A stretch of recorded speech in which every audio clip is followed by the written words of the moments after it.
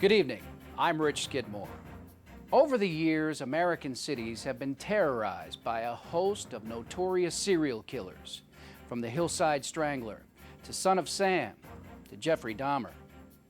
But one such killer has so far received only modest notoriety and to this day remains at large.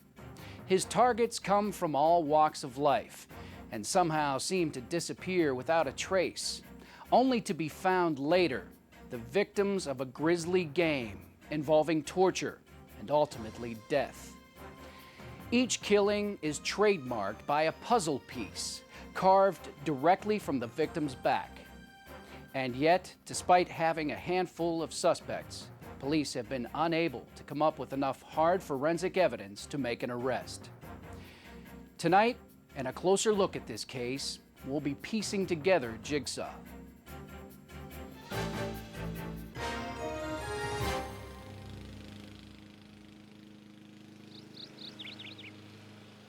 It began a little over a year ago when the people of this idyllic suburban town found themselves unwitting participants in the Jigsaw killer's first game.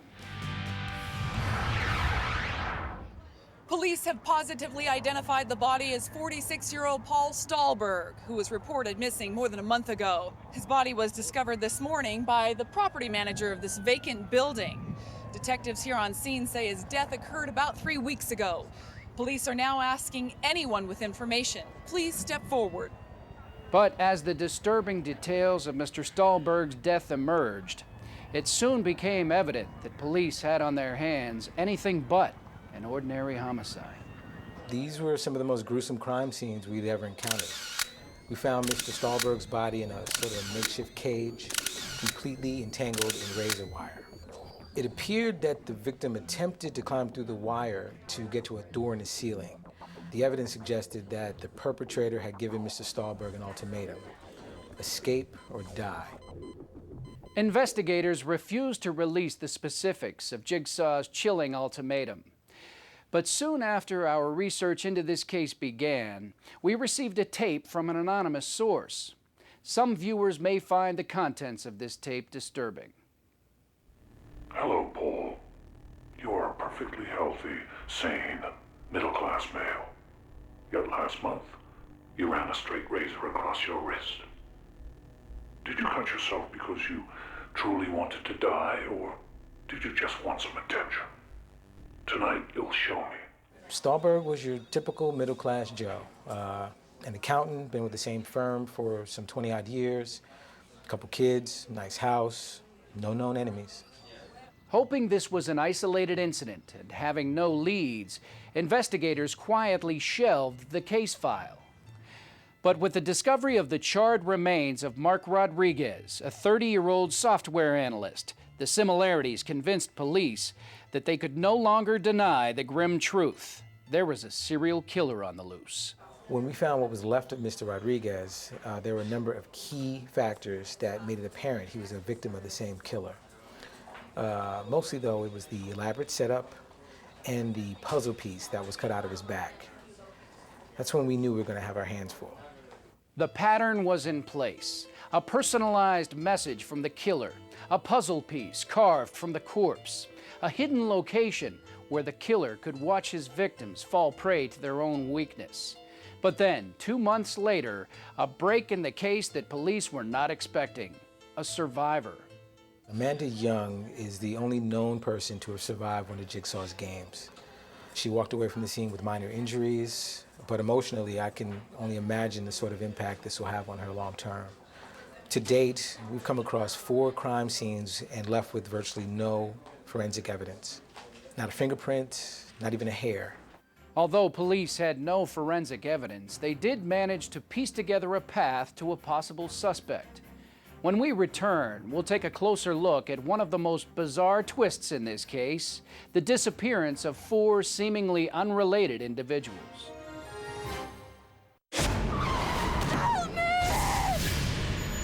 If someone was hunting everyone around you, you could run, you could hide, or you could fight. like hell.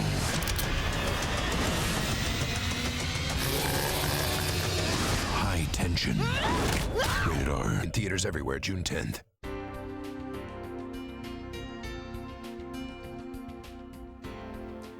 A doctor, an orderly, a freelance photographer, a former police detective. 4 individuals with ties to the Jigsaw case who had one more thing in common. On a chilly night 1 year ago, each mysteriously vanished. Lawrence Gordon is one of the most successful oncologists in the entire county, probably the whole state. He's a dedicated worker.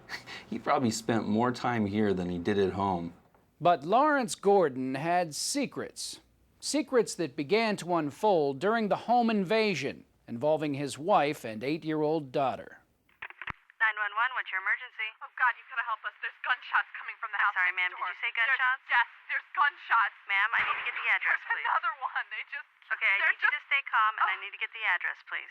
Okay, I'm sorry. It's, 4211 North Crescent Avenue. It's the Gordons. You've got to send Okay, somebody good. immediately. I will send someone immediately.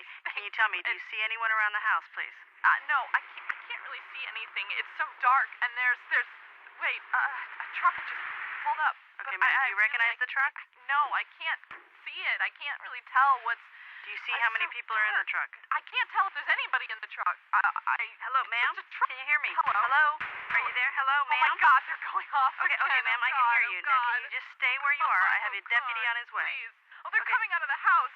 They're running. Who's running, ma'am? Can you tell me? Allison and Diana. Just slow my down. Neighbors. My neighbors. Okay. They're going to the house next door. Do they appear unharmed? Well, no, I can't really tell. It's so dark. I understand, ma'am. There's 2 men now that are leaving. They're running. Can you see the men? Trees and 2 men fleeing the scene. Now, Allison Gordon reported that one of these men tied up her and her daughter and held them at gunpoint for more than 18 hours. Mrs. Gordon declined our requests for an interview, but we did manage to speak with some of her relatives about what happened that night, including the last hour when the phone calls began. Well, Allie said that the intruder held the cell phone up to both her and Diana's ears and made them talk to Larry. And what did he say? That he had no idea where he was and he was being held captive. But was Dr. Gordon a victim or a player? Unbeknownst to his family and friends, months before his disappearance, Dr. Gordon was hardly considered one of Jigsaw's prey. In fact, law enforcement considered him a prime suspect. You're aware that Dr. Gordon was actually a suspect in the Jigsaw murders? Yes. But you believe that he was in fact kidnapped that night and had nothing to do with the crimes? He wouldn't do that to Diana. He wouldn't just let some guy hold a gun to her head and sit there and do nothing while his daughter's crying. He wouldn't do it. Investigators were not able to trace the origin of the phone calls made that night, but a cell phone recovered at the Gordon residence led police to this man, Zepp Hindle, an orderly who worked at the same hospital as Dr. Gordon. Do you actually believe that Zepp Hindle is the Jigsaw killer? Absolutely, there's not a doubt in my mind. Yeah. But not everyone was convinced. In fact, the second man who fled from the scene was later identified as David Tapp.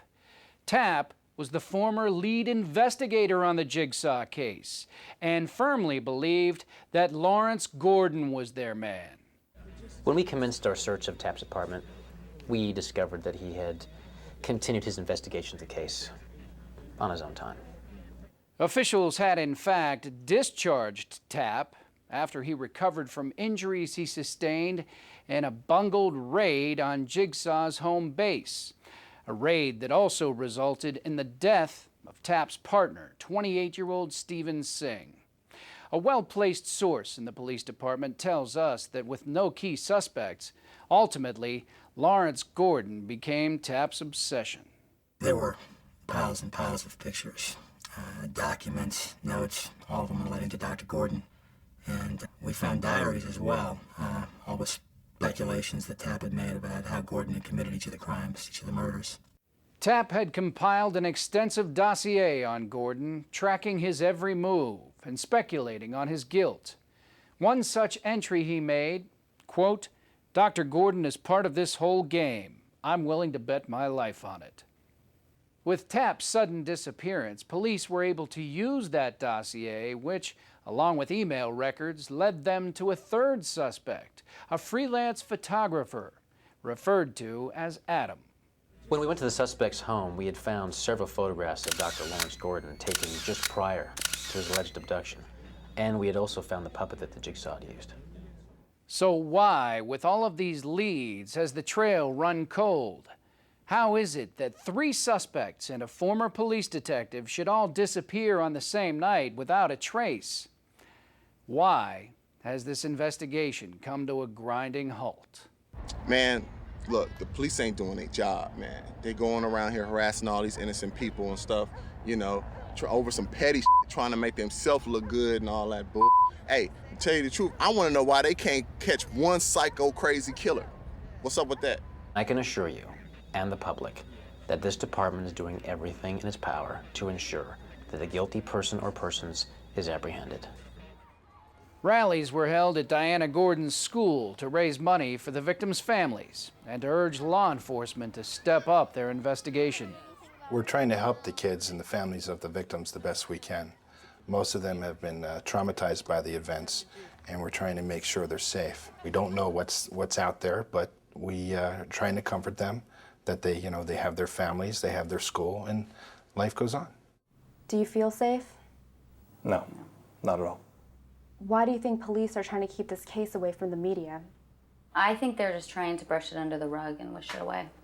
These cops, they don't have a suspect, and they're just looking for someone, anyone, so that they can make it look like they're putting a case together. They probably planted the evidence on Lawrence to begin with. Strong accusations. Are they unfounded? As if the stalled investigation weren't bad enough, police continue to be hounded by allegations of improprieties and corruption. You got allegations of brutality against suspects. What brutality? Let me tell you something. What brutality? What brutality? Huh? What brutality? What? Where's my cigarette? Many living in this community assert that actions like those of Detective Eric Matthews are part of what's hindering this case.